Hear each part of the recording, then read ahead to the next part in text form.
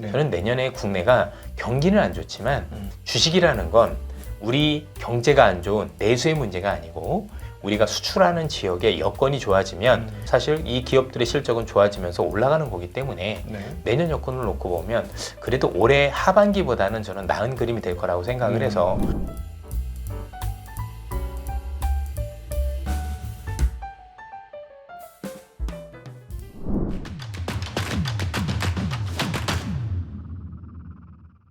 안녕하십니까. 증시학도TV 시청자 여러분, 투자자 여러분, 반갑습니다.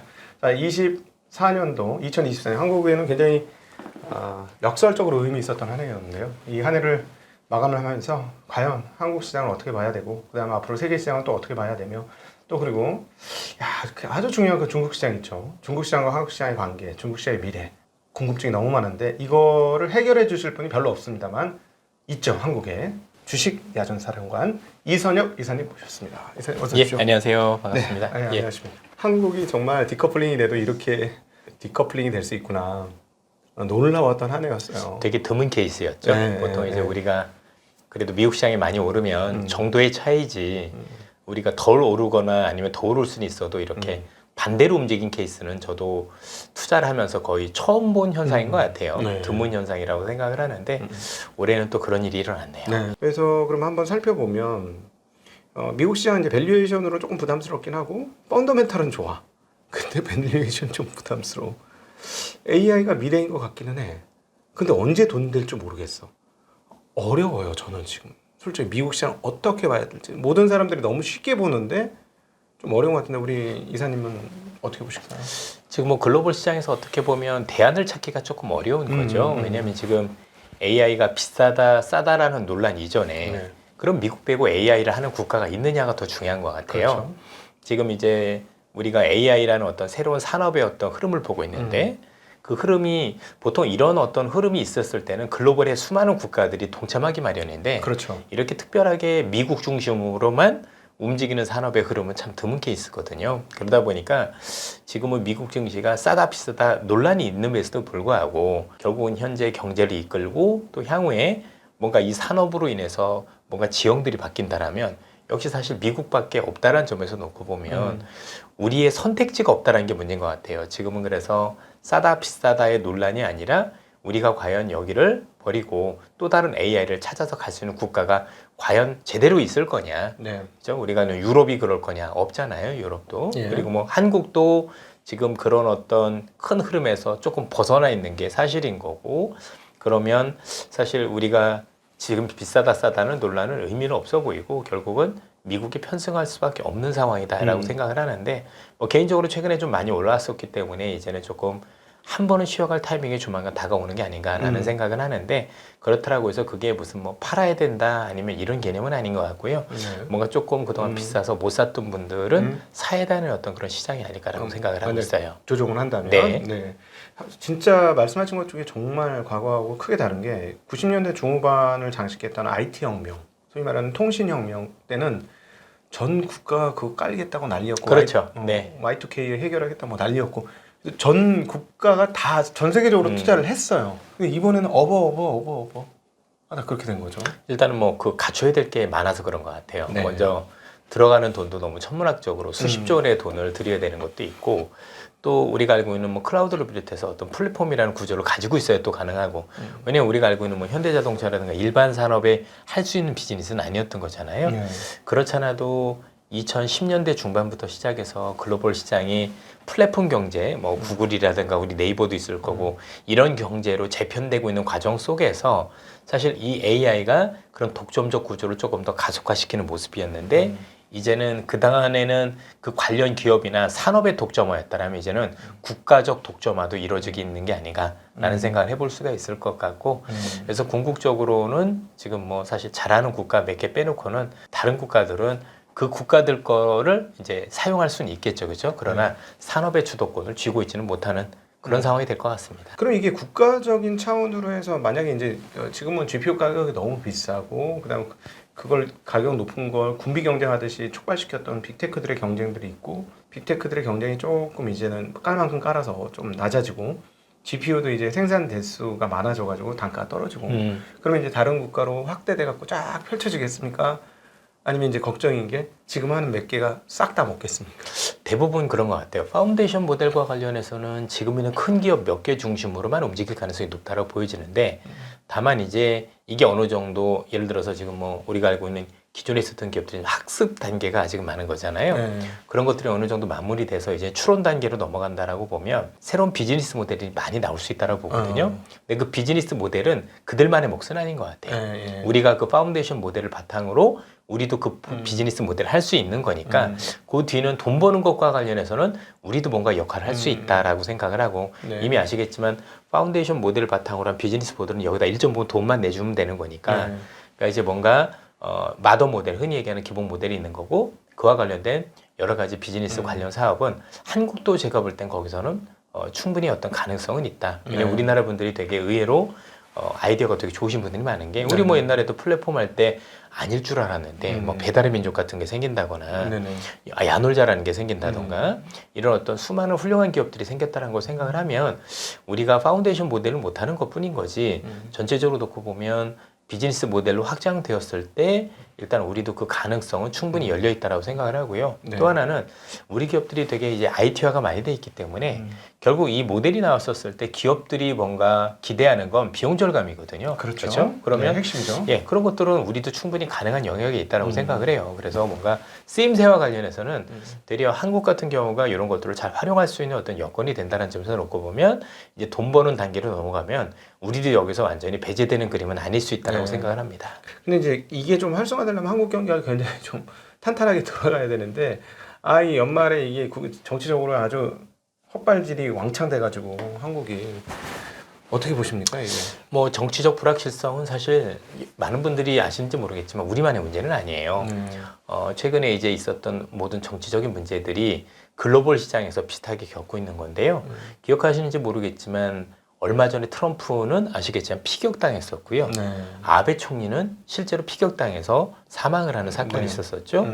거기다 여러분들 우리나라도 불과 얼마 전에 뭐 야당 대표 또 이전에 있었던 전전 박근혜 대통령도 그때 유사할 때 피습당했었던 이랬던 것처럼 뭔가 글로벌 정치 전면적으로 지금 양극화 심화에 따른 갈등 구조가 굉장히 깊어지는 거라서 네. 뭔가 우리만의 문제는 아닌 것 같다. 아마 아시겠지만 프랑스 같은 경우도 최근에 정치적 갈등으로 인해서 신용 등급이 강등이 되고 실제 무디스에서 정부가 거의 무너진 거죠. 예. 네. 거기다 독일 같은 경우도 지금 쉴츠 정권이 무너지게 생기는 그래서 우리가 조금 더 심했다라는 거지 사실 우리만의 문제는 아니고 이 정치적 불확실성은 글로벌적으로 앞으로는 조금 겪어야 될 불확실성이 아닌가. 네. 근데 이제 이로 인해서 우리가 잃은 게 있다라면 뭐 저는 경제적으로 보면 크게 두 가지인 것 같아요. 하나는 어쨌든 그렇잖아도 지금 어려워진 내수가 사실 이것 때문에 조금 더 어려워질 개연성이 있다라고 보면 경제학적 측면에서 뭐가 중요하냐면 그러면 우리 한국은행은 조금 더 금리를 예상보다 더 내려야 되는 부담이 생겨요. 그러면 미국에 비해서 우리가 금리를 더 내릴 경우 우리가 경제적으로 맞닥뜨릴 수 있는 현상은 뭐냐면 원화 약세인 거죠. 그렇죠. 최근에 원화가 더 약세인 이유는 사실 이런 거거든요. 그렇죠. 만약에 정치적 불확실성이 없다라면 그 정도까지는 아니었을 텐데 이로 인해서 내수가 조금 더 어려워질 수 있는 개연성에 대해서 한은의 추가적인 금리 인하를 현재 시장에서 반영을 하고 있는 게 환율 시장의 불안이다. 네. 이렇게 보시는 게 첫 번째다라고 생각을 하는 거고 네. 두 번째 아쉬운 건 그런 거죠. 어쨌든 간에 우리나라가 어떤 분이 됐던 그래도 컨트롤 타워라고 불리는 뭐 대통령이 딱 이렇게 건실하셔서 나름대로 이분이 국제적으로 뭔가 활동을 할 수 있는 부분이 있으면 좋은데 아닌 상황에서 미국이 새로운 정부가 들어온다는 게 문제인 거죠. 네.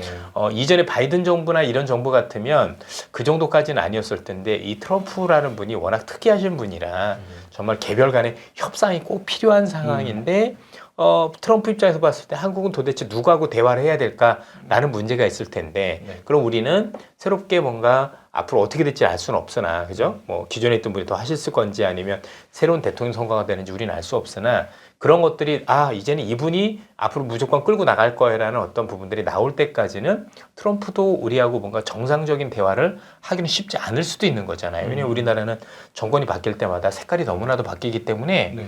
그거에 대해서 트럼프도 알고 있을 거고 쟤들하고는 대화 못하고 일단은 뭔가 불확실성이 확실히 없어졌을 때 대화를 하겠다. 이렇게 보면 다른 국가들에 비해서 관세와 관련된 또는 트럼프의 어떤 경제와 관련해서 보다 취약한 구조를 당분간 겪을 수밖에 없는, 물론 이제 시간이 지나면 나중에 우리도 협의를 하겠지만 그런 부분들이 우리 입장에서는 굉장히 부담이 아닐까라는 생각이 듭니다. 네.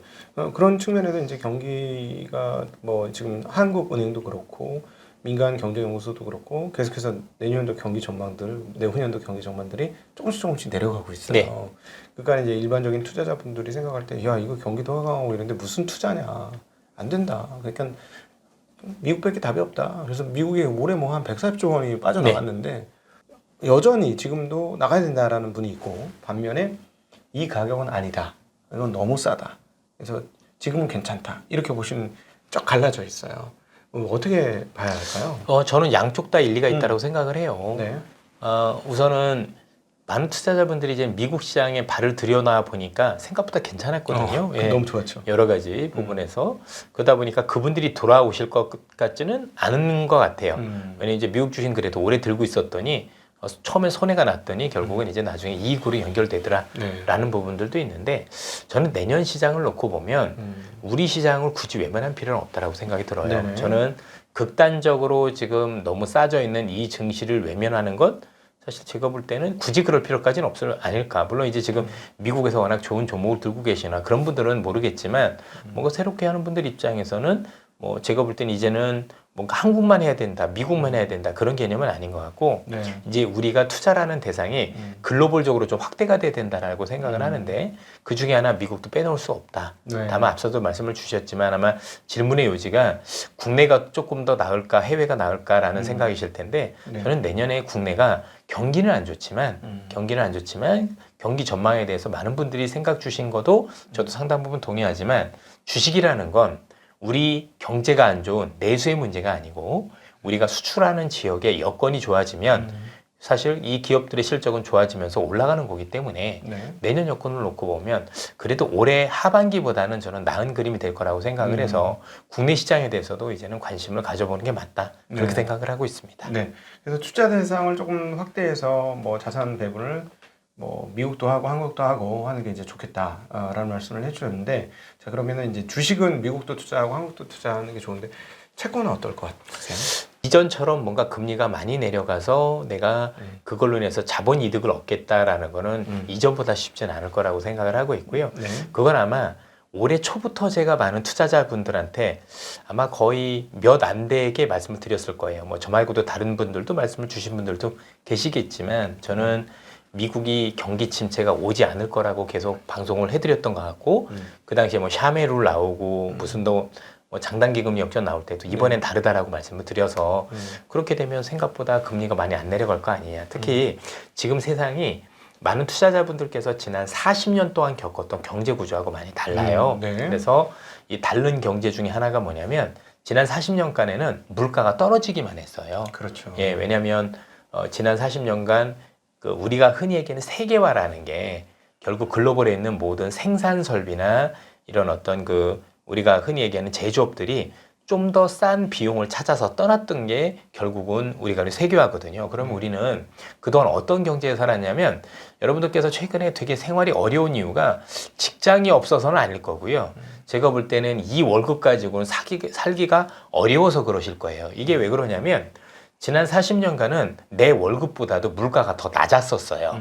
왜냐면 이제 아까 말씀드린 네. 세계화라는 게 지속적으로 비용을 낮추는 이슈가 있었고, 그래서 내 월급이 물가보다 더 올랐기 때문에 살만했던 거예요. 그래서 해외도 많이 놀러 다니고 막 좋은 데도 가고 뭐 오마카세도 가고 막 그랬던 건데, 코로나 이후로는 역전이 된 거죠. 예. 내 임금보다는 물가가 훨씬 더 아주 획기적으로 많이 올랐고, 앞으로도 이럴 개연성이 있다라고 봐야 되겠죠. 그러면 물가가 또 여기서 떨어진다라고 저는 조금 보긴 하는데, 떨어진다고 도 제한적인 수준에 그칠 가능성이 높다. 그래서 뭔가 채권을 보더라도 좀 만기 중심으로 가시는 분이라면 저는 괜찮은 것 같고, 또는 미국 국채금리 10년 기준으로 4.5 이상에서는 네. 그래도 파는 쪽보다는 저는 사는 쪽이면 자본 이득도 크진 않더라도 제가 볼 때 누릴 수 있는 네. 어떤 지점이 아닌가라고 조심스럽게 말씀을 드립니다. 네. WTO 체제로 중국이 세계 경제에 편입해서 세계화의 물결 속으로 중국이 세계 공장 역할을 해주고 싼 물건을 계속해서 공급해줬던 흐름들이 이제 마감이 되고 이제는 그 중국으로 인한 디스인플레이션이 끝나고 이제 다시 예전처럼 7, 80년대처럼 인플레이션이 시대가 왔다. 그러면 이게 이제 단절적인 분절화가 있으면 그렇게 될까요? 미국과 중국의 분절적 상황들이 계속되는 이렇게 될까요? 그 분절적이지 않더라도 오히려 바이든 때보다 완화되더라도 이 상황은 피할 수 없는 일이 될까요? 사실 이게 두 가지가 겹친 건데요. 지금 이 분절화된다는 얘기 안에는 어떤 의미가 숨어 있냐면 우리 입장에서 놓고 볼게요.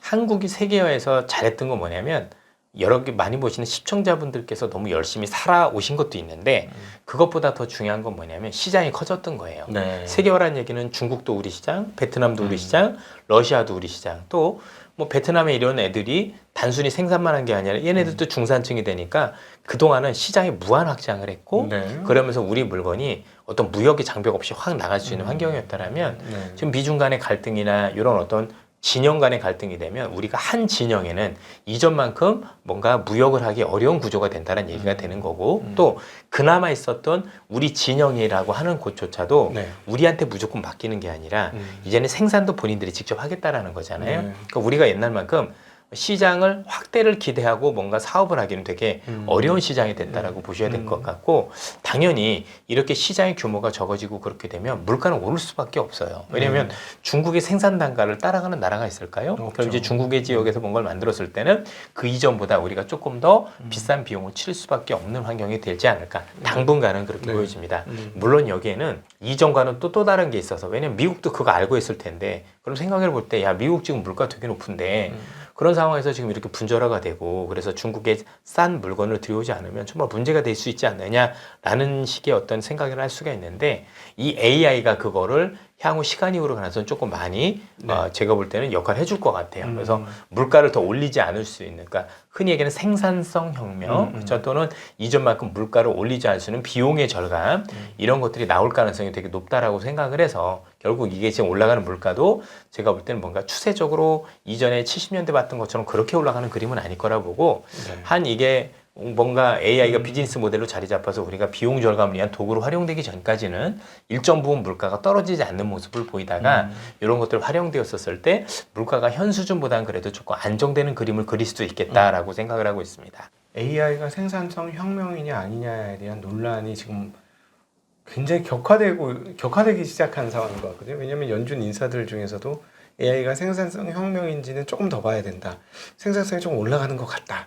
우리가 모르는 것보다 생각보다 조금 더 올라가는 것 같다. 뭐 이런 식의 얘기들이 지금 섞여서 나오고 있고 빅테크들이 이렇게 연락에 투자를 하는 거는 이게 분명히 우리가 90년대 중반부터 IT 혁명에서 경험했던 그 놀라운 생산성 혁명 쉽게 얘기하면 주판이 엑셀로 바뀐 이 놀라운 생산성 혁명이 재판될 것이다 라고 생각하기 때문에 이렇게 열심히 투자를 하고 있는 것이고 그 다음에 미래가 그렇게 올 거라고 보는데 이제 하나 여기서 풀리지 않는 미래에 대한 궁금증과 의문이자 뭐 잘 모르겠는 미래 중에 하나는 투자해서 생산성 혁명으로 연결되는 데까지 얼마나 걸리고 얼마나 생산성 혁명이 가시적으로 빨리 올 것인지 여부가 이거 잘 모르겠는걸?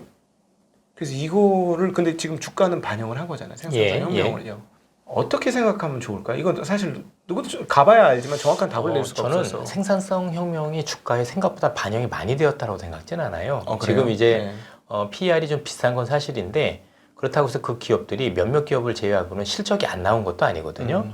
실적이 나왔다는 얘기는 뭔가 이거를 우리가 드림까지 반영한 건 아니다라고 봐야 될 것 같은데 궁극적으로 지금 이 흔히 얘기하는 AI와 관련해서 많은 분들을 만나 뵈면 B2B를 하시는 분들, 즉 기업단에서 쓰시는 분들은 혁명이라고 말씀을 하세요. 네. 써보니까 지금도 실제 비용이 아껴지는 경우도 되게 많습니다. 네네. 이걸로 인해서 예전에 비용이 아껴진다는 여러 가지 측면이 있지만 야 이거는 옛날에 일주일에 하던 거를 지금 한 이틀이면 할 수 있어. 그것도 비용 절감이고요.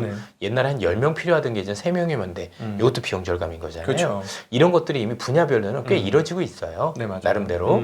그런 측면에서 제가 보니까 여러분들 최근에 뭐 많이 볼 필요도 없고요. 지금 여러분들 인터넷 신문 보시면 사진도 이미 AI로 만들고 있던데 뭐 안 보셨나요, 그죠? 그럼 예전에 그 일러스트라는 분들 막 써가지고 난리였을 텐데 이젠 기자가 직접 명령어만 의미하면 그게 된다는 얘기죠, 뭐 그죠? 예를 들어 그래픽이나 이런 거 그래픽 같은 거 그렇게 어려운 게 아닌 거니까 그런 혁명도 일어나고 있거든요. 그런 측면에서 보면 저는 이미 시작이 되었다라고 생각을 하고 네. 다만 우리가 못 느끼는 건 우리 B2C라고 보통 그러잖아요. 네. 개인 소비자 딴에는 아직은 덜 내려온 거라고 봐야 되는데 네. 이것도요. 시대마다 다른 게 지금 학생들은 다 쓰고 있어요. 네. 대학생들은 리포트를 내거나 시험 볼 때 이걸 다 활용을 하고 그를 통해서 본인의 돈보다도 이제 그죠? 업무적인 생산성을 좀 높이고 있는 게 눈으로 확인해야 되는데 어떤 신기술이든 그렇지만 조금 연배가 있을수록 받아들이는데 오래 걸릴 수밖에 없어요. 네. 우리 99년에도 컴퓨터 혁명이 불었었을 때 아마 우리 선배님들 같은 경우가 컴퓨터에 대해서 접근하기가 쉽지 않았을 거라고 생각을 하는데 지금도 똑같아요. 네. 그래서 뭔가 우리 입장에서 볼 게 아니라 지금 10대, 20대 중심으로 AI를 어떻게 활용하는지 보면 이 생산성이라는 걸 눈으로 느끼실 수 있는 거고요. 그리고 이전에도 그렇지만 우리가 알고 있었던 이 플랫폼이라는 거 만든 애들이 원래 다 20대 애들이에요. 그러니까 뭐 우리가 옛날에 뭐 마이크로소프트나 이런 애들 전부 다 창업할 때 대학생들이었었던 거지 네. 40, 50대가 창업한 게 아니란 말이에요. 왜냐면 그런 신기술은 항상 20대, 10대가 이게 거의 놀이 중심으로 되기 때문에 획기적인 아이디어에서는 거기 나와요. 네. 뭐 저거보다 마찬가지였을 거고 그래서 일단 그 친구들을 보되 이미 저는 생산성 혁명이 기업별로 또는 산업별로는 시작이 된 거를 여러 제가 기업체들을 만나보면서 확인하고 있는 거고 전반적으로 이게 비즈니스 모델 나오는 것도 우리가 이전에 봤던 IT 버블에 비해서는 조금 더 빨라지는 것 같아요. 빨라지는 모습들이 많이 보이고 있어서 여러분들이 생각하는 만큼 우려스럽지는 않습니다. 진짜 AI의 생산성 혁명이 왜 우리가 언제 올지 잘 모르겠어요. 잘 안 오는 것 같지 않아 하는 거는 말씀하신 대로 일반 우리가 소비자 단에 디바이스 단에 우리가 자꾸 이제 스마트폰을 생각해서 IT 혁명이 스마트폰으로 연결되면서 모두에게 혁명적인 상황으로 이제 변했지만 아직까지 이제 스마트폰 같은 AI는 등장을 하지 않은 거죠. 네. 그런데 이미 쓰면 쓸 수 있는 게 저도 이제 퍼플렉시티부터 시작해서 무료 버전 몇 개 쓰거든요. 유료도 쓰지만 근데 되게 생산성 혁명이 있는 게 예를 들어서 제가 해외 기업 미국 주식 하고 싶단 말이에요. 그러면 미국 주식과 가서 이 주식과 관련해서 좀 재무제표나 이런 거 다 요약해주면 전부 다 해줘요. 그럼 옛날 같으면 그거 뭐 사이트 들어가서 자꾸 난리를 쳤을 텐데 이젠 1, 2초 안에 그게 되는 거니까 네. 이건 어마어마한 혁명이죠. 일단 그렇죠. 저의 수고가 예전 같으면 그거 찾으려면 1시간 이상 헤매든가 막 그래야 되는데 그 1, 2분 안에 해결할 수 있다라면 저는 이미 저도 개인적으로 느끼고 있다고 생각을 해요. 네, 맞습니다. 그러니까 B2B 쪽에서는 이게 이미 활용되고 있다. 활용이 많이 되죠. 네. 여러분들 어도비부터 시작을 해서 최근에 세일즈포스라는 기업들도 그렇고 그걸 통해서 비용을 많이 절감을 했잖아요. 네. 이미 보이고 있고 또는 여러분들 팔란티어라고 해서 이미 우크라이나 전쟁 활용도 됐잖아요. 네. 이미 특수 분야지만 활용이 됐고 그걸로 인해서 뭔가 남들보다 더 나은 어떤 무엇을 보여줬는데 근데 이게 언제 돈이 될 거냐라고 생각하는 게 더 넌센스죠. 이미 되기 시작했는데 다만 초기 버전인 거고 그다음에 그게 무한한 확장성에 대해서는 좀 시간이 필요한 것뿐인 거지 이미 저는 보여줬다라고 생각을 하고 있습니다. 옛날로 따지면 부가가치가 되게 높다고 하는 지식 노동 쪽에서 엄청난 파장을 지금 일으키고 있는 것 같아요. 이번에 이 AI는 전방위예요. 네. 블루 칼라 아니면 화이트 칼라 상관없이 전부 다 문제가 될 수 있는 게 왜냐면 지금 일반적인 AI만 가지고는 이제 코딩부터 시작해서 이번에 이제 GPT에서 새로 나온 O3라는 게 있습니다. 네네. 그런 걸 보면 추론 기능까지 강화가 됐고 그래서 이전보다 수학하고 과학을 훨씬 더 잘하게 됐고 그러면서 특정 분야는 이미 AGI라고 해서 범용 인공지능을 넘어서는 수준까지 이미 와 있어서 사람의 대체가 필요하다는 얘기도 하는데 또 잘 보면 블루칼라 쪽에서도 그러니까 이제 우리 노동자분들께서 안심할 수가 없는 게 그게 활용되는 분야가 로봇하고 그렇죠. 무인 자동차잖아요. 네, 그러면 로봇. 말이 그렇지 자율주행차들은 우리 수많은 기사분들의 일자리를 위협하는 걸 거고 제가 이제 중국에 자주 돌아다니지만 중국에서 이미 무인 그 택시 때문에 우한 같은 경우는 지금 데모하고 난리가 났어요. 내 생기 위협된다. 네. 그게 결국은 사람을 줄이는 걸 거고요. 로봇 같은 경우가 투입되면은 우리가 알고는 공장에서 이전만큼의 노동자분들이 많이 줄어들 수 있다는 의미가 되는 거니까 사실 이건 누구의 문제다라고 보기보다는 이미 전방위적으로 뭔가 시작이 되어 간다라고 보고 그게 이미 머지않은 수준에서 왜냐면 우리 눈으로 보고 있으니까 네. 그렇죠? 이미 자율주행차도 중국에서는 미국에서는 돌아다니고 있는 모습을 봤고 또 거기에다 또 로봇 같은 경우도 지금 최근에 나오지만 테슬라 뭐 아니면 피규어라든가 여러 유니트리 중국 같은 기업들 다 보면 와 이 정도까지 발전했어 그리고 발전 속도가 몇 년이 아니라 두세 달 정도 지났는데 저 정도 발전할 정도면 이렇게 될 정도면 이게 진짜 머지않은 거죠. 네. 예. 네. 거의 이제 과거 연 단위가 분기 단위 아래로 한 떨어지고 5년 동안 바뀔 것들을 요즘은 서너 달 만에 반영하는 것 같아요. 네, 굉장히 속도가 빠르긴 합니다. 정말로 깜짝깜짝 놀랄 정도로. 근데 이제 문제는 이렇게 되면은 그 많은 사람들이 얘기했듯이 부익부 빈익빈이 훨씬 더 커지겠네요. 그럴 가능성도 있죠. 음. 뭐 사실 지금도 그게 제일 걱정인데 앞으로 이렇게 되면은 정말 쉽지 않은 일이 벌어질 수도 있죠. 그래서 사회적으로 놓고 보면 이게 사회 통합에 조금 걸림돌이 될 수도 있을 텐데 뭐 그건 또 각국 정부들이 또 고민하지 않을까요? 그래서 우리가 너무 쉽게 그렇게 단정짓기보다는 그래서 아마도 아시겠지만 샘 올트먼이라는 친구는 이렇게 사람들을 많이 대처할 것 같으니 그분들한테 기본소득세라는 걸 도입하자는 얘기도 그래서 나왔던 걸로 알고 있거든요.